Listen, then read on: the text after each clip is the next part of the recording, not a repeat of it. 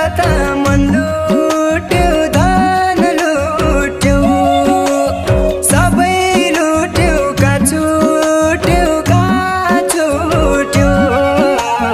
अब रुन धर्केर मरेपछि खुसी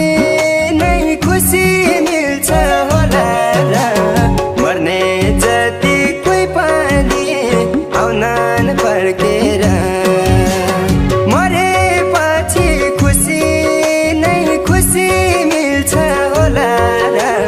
मर्ने जति कोही पनि आउनन् फर्केर मर्ने जति कोही पनि